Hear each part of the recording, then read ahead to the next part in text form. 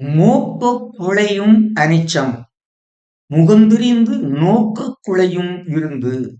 மோப்பக் குழையும் அனிச்சம் முகந்திரிந்து நோக்கக் குழையும் விருந்து. குறள் 90. உணர்ச்சியில் ராணி அனிச்சம், உள்ளத்தில் ராணி தன்மானம். மலர்களில் மிக உயர்ந்த உணர்ச்சியுடைய மலர் அனிச்ச மலர்.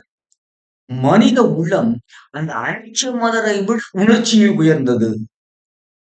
அனிச்ச மலர் முகர்ந்தால்தான் வாடும். ஆனால் விருந்தினர் உள்ளம் முகங்கோணி பார்த்தாலே வாடிவிடும்.